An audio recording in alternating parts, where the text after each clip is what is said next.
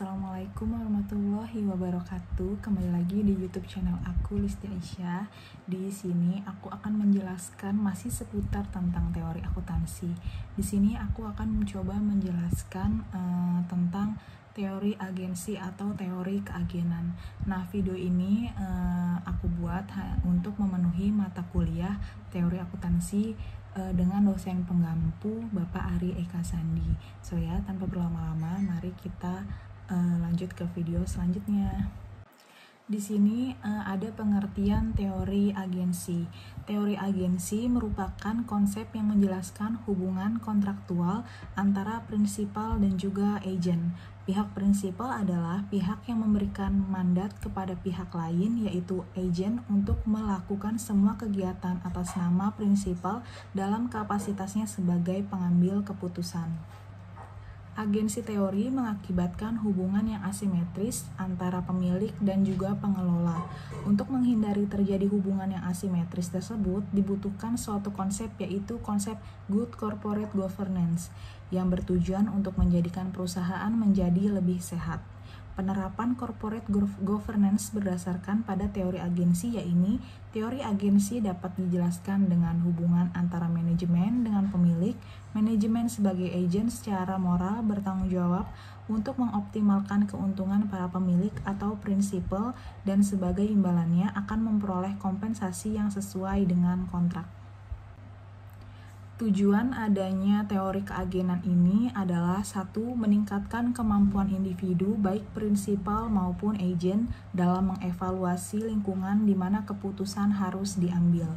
Kedua, mengevaluasi hasil dari keputusan yang telah diambil guna mempermudah pengalokasian hasil antara prinsipal dan agen sesuai kontrak. Nah, di sini ada contoh hubungan antara prinsipal dan juga agen.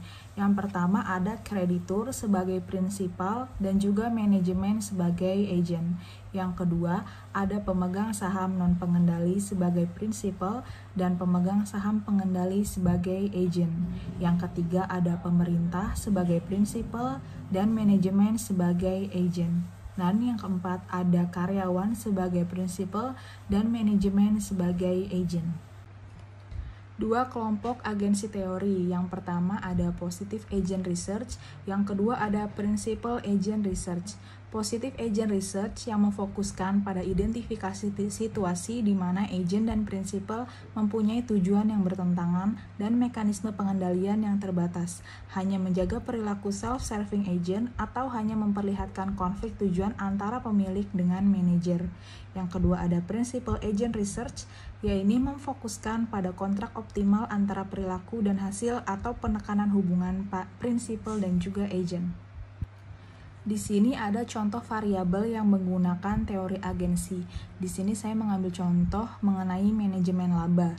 Manajemen laba didasari oleh adanya teori agensi yang menyatakan bahwa setiap individu cenderung memaksimalkan utilitasnya. Konsep agensi teori adalah hubungan atau kontrak antara prinsipal dan agen. Prinsipal mempekerjakan agen untuk melakukan tugas dalam rangka memenuhi kepentingan prinsipal. Ya baik, sekian pembahasan mengenai teori agensi yang dapat saya sampaikan. Apabila ada salah kata ataupun kesalahan dalam penulisan, mohon untuk komen di kolom komentar.